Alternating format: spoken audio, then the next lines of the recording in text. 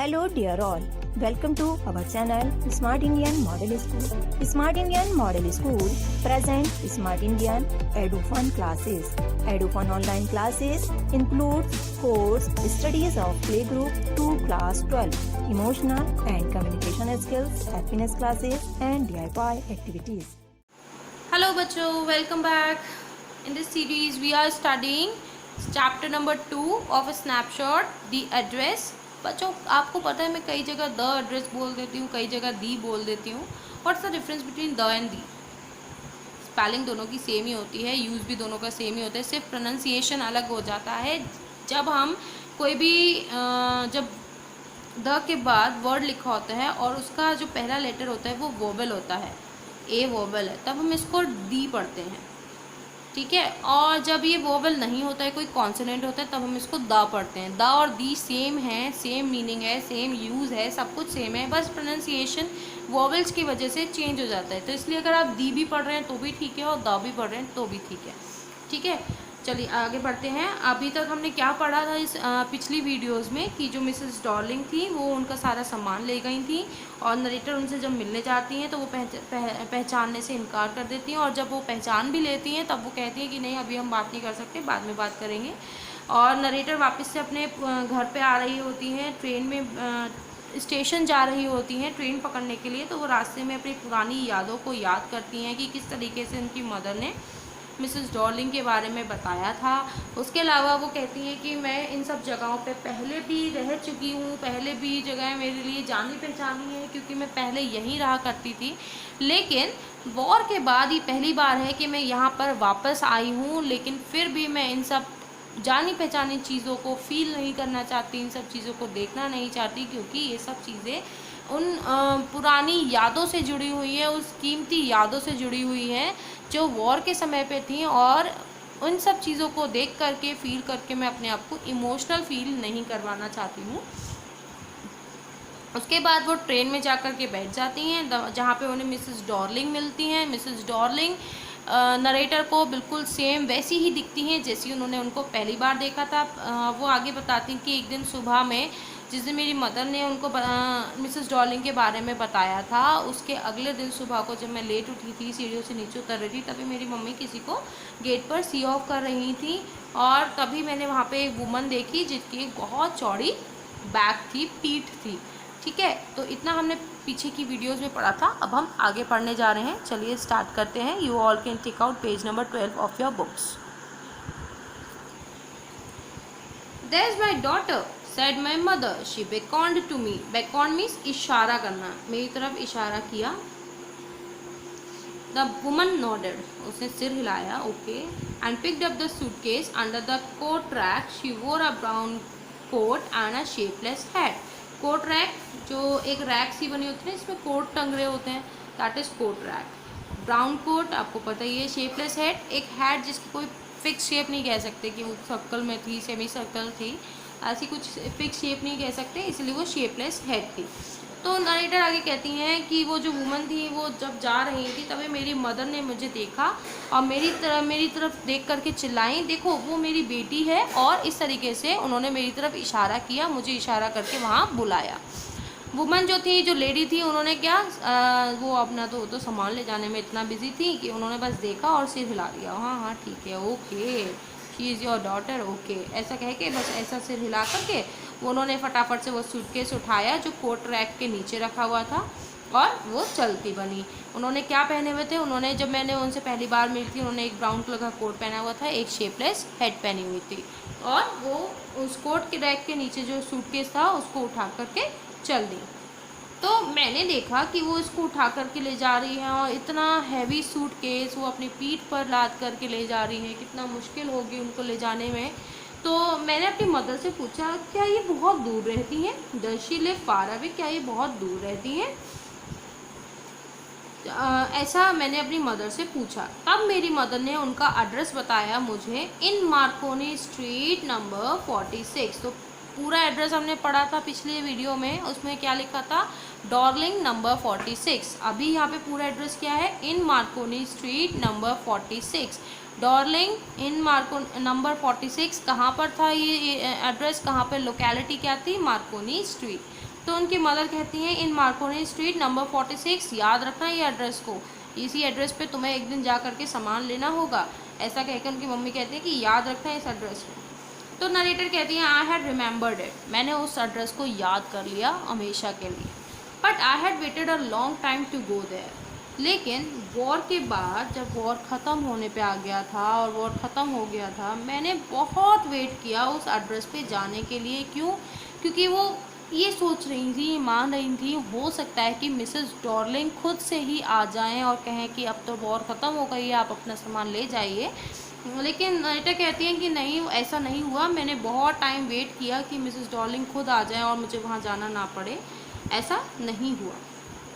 Initially after the liberation means आज़ादी, एक तरीके से जो वॉर चल रही थी ना आज़ादी के लिए, फ्रीडम के लिए, तो वो अब ख़त्म हो चुकी थी। वहाँ पे लोग जो थे वो अब फ्री हो गए थे, उनको आज़ादी मिल गई थी, आज़ाद हो गए थे।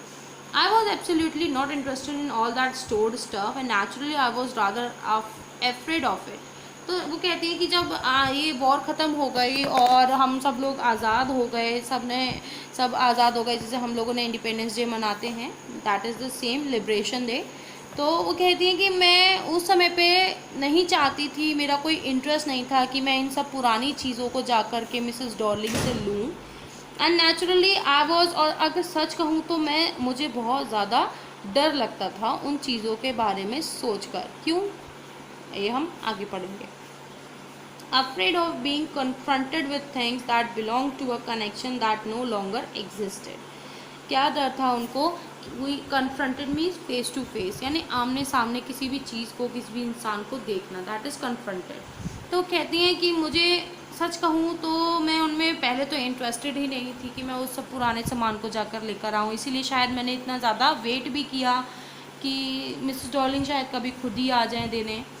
लेकिन वो कहती हैं कि सच बताऊँ तो मुझे बहुत ज़्यादा डर लग रहा था। किस चीज़ का डर?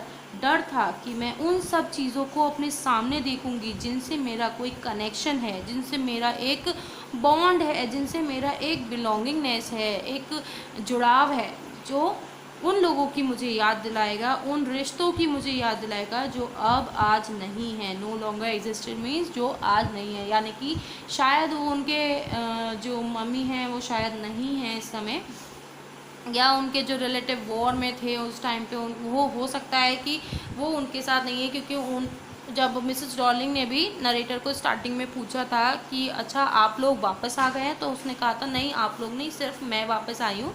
यानी कि उनके साथ के जो लोग थे, उनके जो पेरेंट्स थे, रिलेटिव्स थे, फैमिली थी, वो सब शायद वॉर में ख़त्म हो चुके थे। इसीलिए उनको वो ये भी डर था कि मैं उन सब चीज़ों को अपने सामने देखूँगी, उन सब चीज़ों को देख करके मुझे वो सारी पुरानी यादें याद आ जाएंगी, वो सारे कनेक्शंस, मेरे रिलेटिव्स, मेरे फैमिली मेम्बर्स के साथ जो मेरा एक कनेक्शन जुड़ा हुआ है, वो जो आज के ज़माने में है ही नहीं, आज के टाइम पे मेरे साथ कोई है ही नहीं, उन सब चीज़ों की मुझे याद दिलाएगा। इस बात से मुझे बहुत ज़्यादा डर लग रहा था।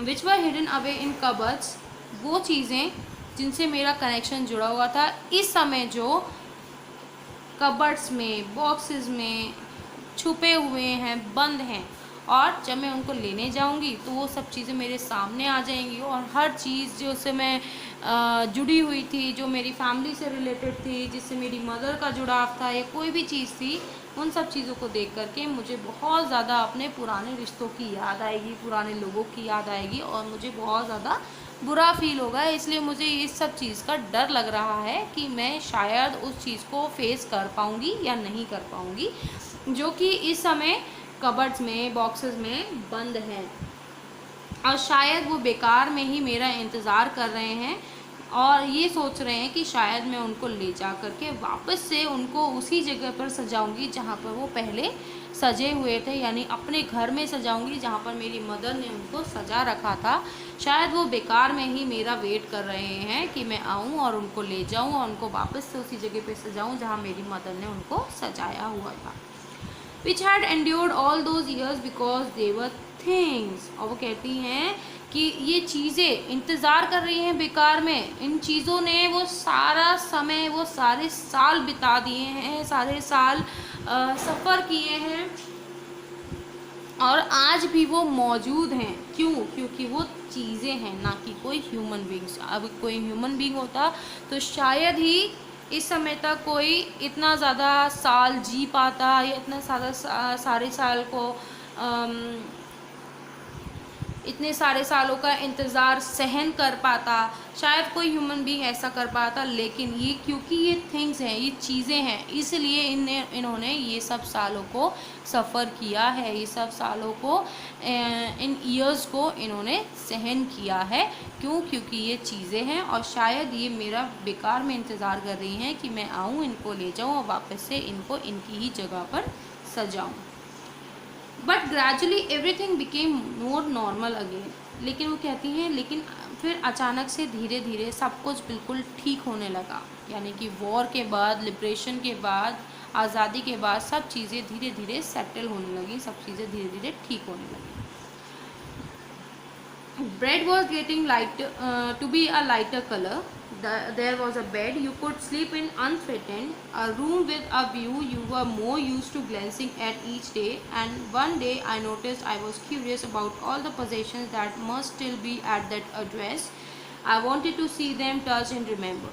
तो अभी तक तो वो बहुत ज़्यादा डर रही थी उन चीज़ों को याद करके कि उन चीज़ों को मैं याद करूँगी। अच्छा, उनके साथ हो सकता है कुछ बुरी यादें भी जुड़ी हो, क्योंकि वो वॉर की सारी चीज़ें थी, सब वॉर का टाइम पे हुआ था सब कुछ। तो वो आगे कहती हैं कि फिर धीरे धीरे सब कुछ नॉर्मल होने लगा, सब कुछ ठीक होने लगा। अब ब्रेड भी हमें लाइट कलर में मिलने लगी थी। लाइट कलर में ब्रेड मिलने का क्या मतलब है? एक होती है ब्राउन ब्रेड, ठीक है, एक होती है आटा ब्रेड, एक होती है brown bread. There is a difference between these two breads. Brown bread जो होती है, जो वीट होता है, गेहूँ होता है, उसके छिलके से बनती है, उसमें थोड़ा कलर डाला जाता है, और उसका जो मतलब आटा जिससे वो बनती है वो लो क्वालिटी का होता है, ठीक है। तो वो कह रही हैं कि अब चीज़ें नॉर्मल होने लगी थी, जो ब्राउन ब्रेड थी ये अब अच्छे आटे की बनने लगी थी, इसलिए उसका कलर जो था वो अब लाइट होने लगा था, एक अच्छा कलर मिलने लगा था, एक अच्छी चीज़ें मिलने लगी थी। इससे वो क्या कहना चाहती हैं कि अब काफ़ी कुछ आज़ादी के बाद, वॉर के बाद अब काफ़ी कुछ अच्छा हो गया है। यानी कि अब उनका खाना भी, जो डाइट उनको मिल रही है वो भी एक अच्छी मिल रही है। ऐसा नहीं है कि ख़राब खाना मिल रहा है, घटिया क्वालिटी का मिल रहा है, नहीं, अब चीज़ें अच्छी मिल रही हैं। यानी कि वॉर का एक जो इम्पैक्ट पड़ा है वो काफ़ी अच्छा रहा है। आपको कहती हैं आगे कि एक बेड है हमारे पास। बेड मतलब ये नहीं कि एक ही बेड है, बेड का मीनिंग ये है कि अगर हम आज सो रहे हैं बेड पर, अगर हम सो रहे हैं तो हम बिना डरे सो सकते हैं, क्योंकि वॉर के टाइम पे कब क्या हो जाए किसी को कुछ नहीं पता, कब लड़ाई छिड़ जाए, कब अचानक से हमला हो जाए, किसी को नहीं पता होता है। इसीलिए वो कह रही है कि अब हम लोग आराम से बिना डरे सो सकते हैं बेड पर अपने कमरे में। आगे वो कहती हैं एक हमारे पास कमरा, हम अपने कमरे में हैं जहाँ से हम बाहर का नज़ारा बिना डरे, बिना किसी डर के आराम से देख सकते हैं, जिसको शायद मुझे, जिसकी आदत भी पड़ गई है, क्योंकि अधिकतर मैं ये काम करती हूँ कि मैं बाहर देखकर चीज़ों को महसूस करती हूँ, बाहर देखती हूँ। फिर वो आगे कहती हैं and one day I noticed. अब अचानक से जब मैं रूम में बैठे हुए सब कुछ नोटिस कर रही थी, देख रही थी, सब चीज़ को फील कर रही थी, अचानक से एक दिन मेरे को ये एहसास हुआ, मैंने सोचा, I was curious about all the possessions that must still be at that address. मैंने उस समय पे मुझे ये एहसास हुआ, मुझे ये नोटिस किया मैंने कि मेरा जो भी सामान था, जो भी मेरी मदर की बिलोंगिंगनेस थी, पोजेशंस थी, चीज़ें थी, जो भी हमारी यादें थी, मुझे लगता है एक दिन मुझे ऐसा एहसास हुआ कि मुझे वो चीज़ें वापस चाहिए, और इसी एड्रेस पे जहाँ पर ये पहले हुआ करती थी, तो यहीं पे मुझे अपनी सारी चीज़ें वापस चाहिए।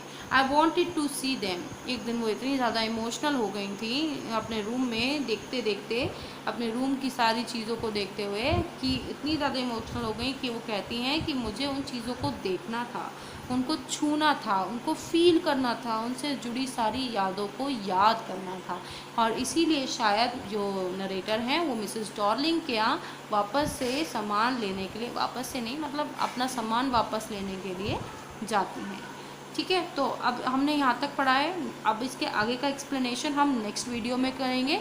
सो please do watch next video for further explanation, but before going don't forget to like this video. Okay, चल then, take care, bye bye बच्चों. यदि आपको हमारा वीडियो अच्छा लगा हो तो आगे की वीडियो की नोटिफिकेशन प्राप्त करने के लिए कृपया बेल बटन दबाएं और चैनल सब्सक्राइब करना ना भूलें. Please subscribe our channel of Edufun classes. Thank you for watching.